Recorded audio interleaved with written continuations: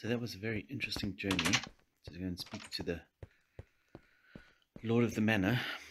He's got some interesting ideas, but what we've got here is a villager.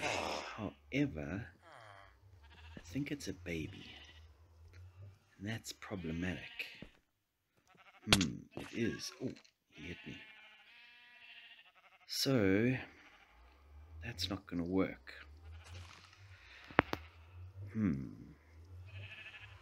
Oh well.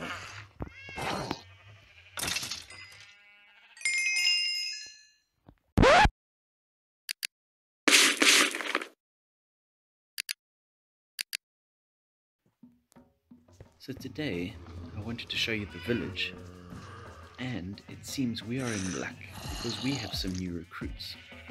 So the first thing to do here is to go and have a sleep.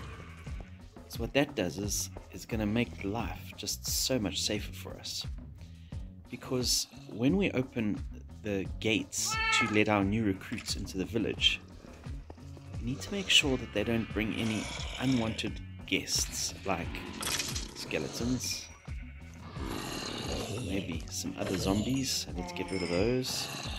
And this is really tricky to try and keep them all together because they all move around. You don't want to get rid of the ones you don't want, and those creepers are the worst.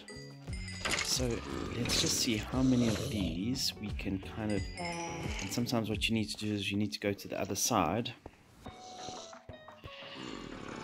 and see if we can maybe empty a few off from this side. There's one more on that side.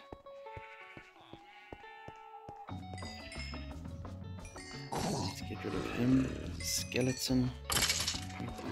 What I got on there.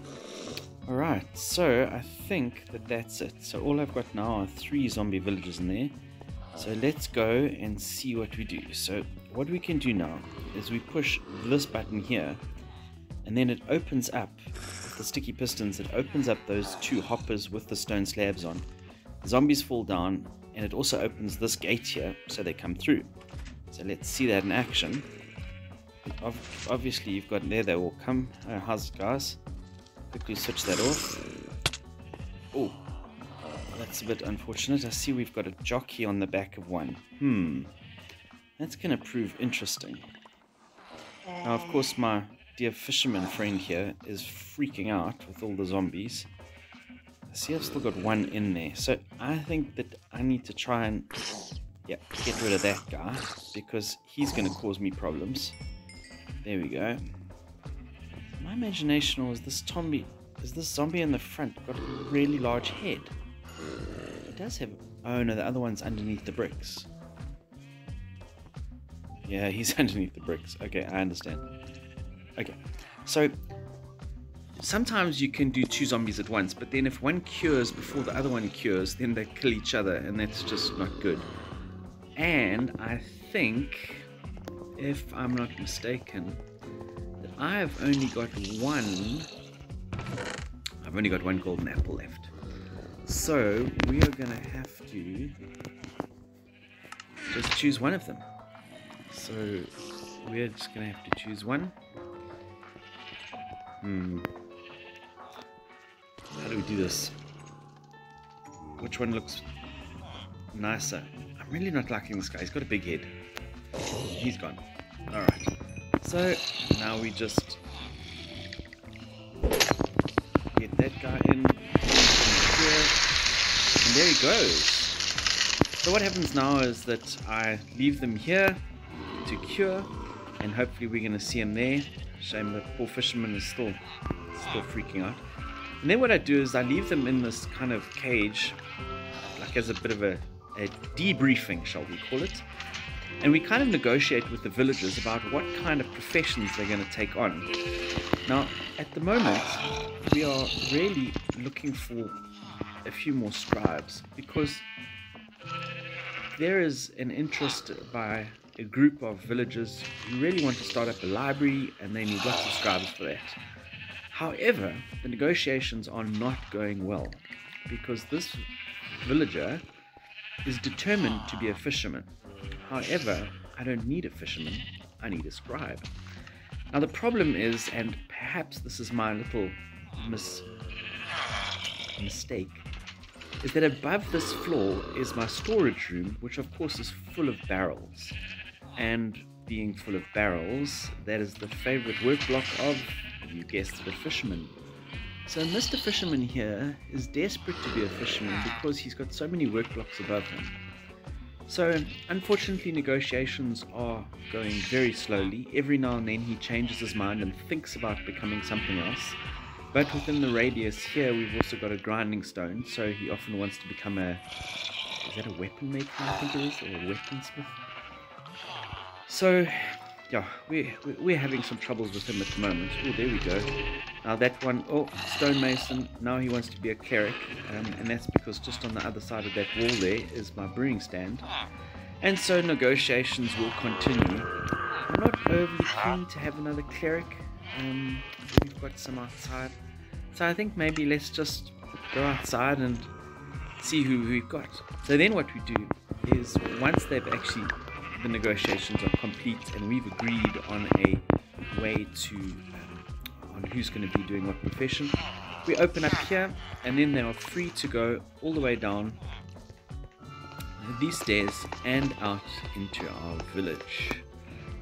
And so here it is. This is the bottom end of the village, with the waterfall that's running that way. I actually can open the sluice gate a bit. Let's open that up. There you go. And now the water can run all the way down there. And in actual fact, I think I can open this sluice gate as well. Is there a cat that went out there? Oh, well. So here is our toolsmith, who is here. Now, one of the problems with, so we have a toolsmith, and we're going to talk a little bit about economy today as well, of the village. So maybe we should actually start with the hub of our economy, which in actual fact are 4 shepherds.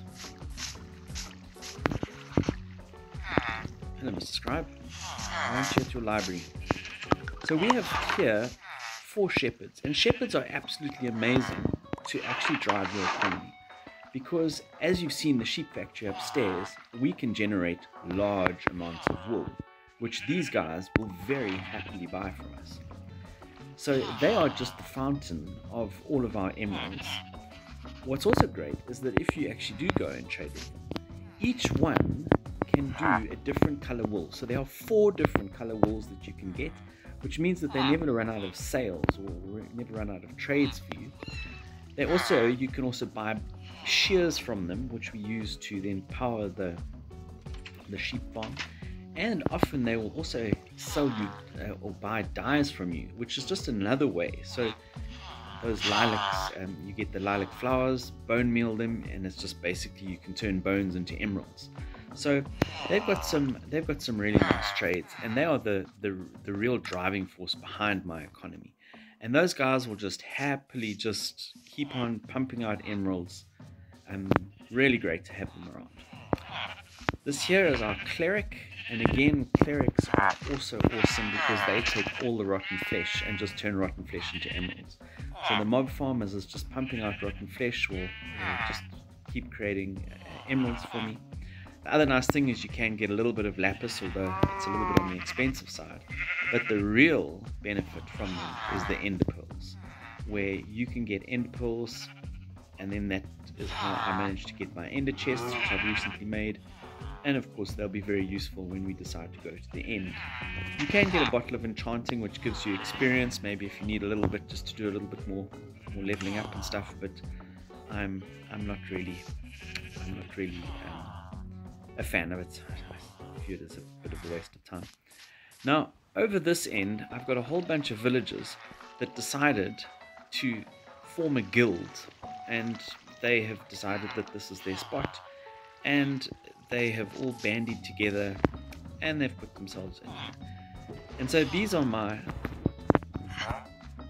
armorers, and each of them is obviously trading what's on their signpost, so they tell you what they want to sell you.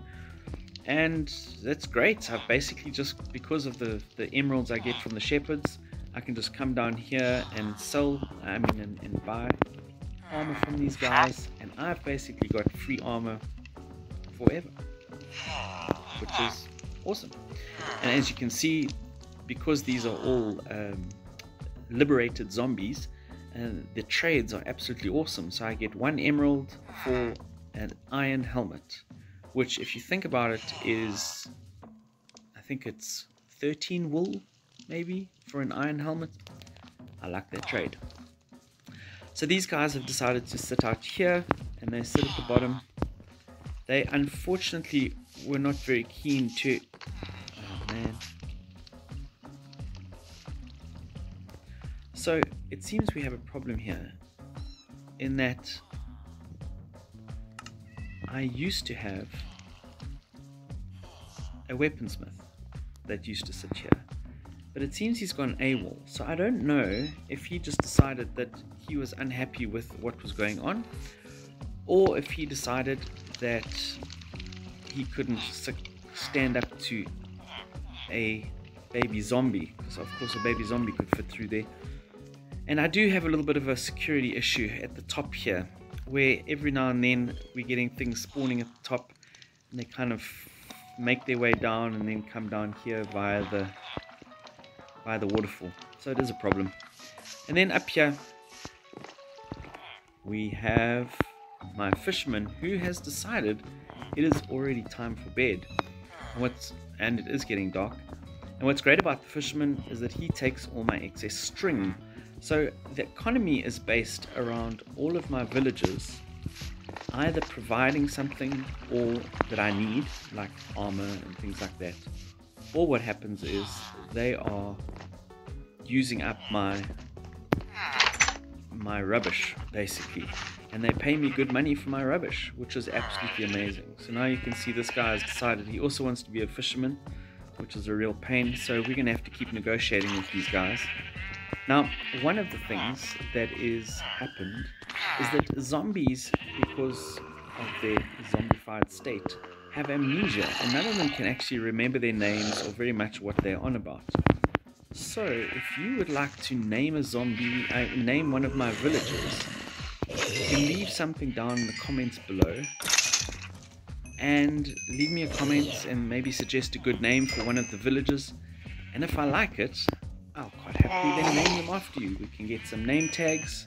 I forget who's selling name tags. Somebody sells name tags. I'll have to see who's selling name tags. Get us, or go and fish up some name tags, and then what we can do is we can name them after your choice.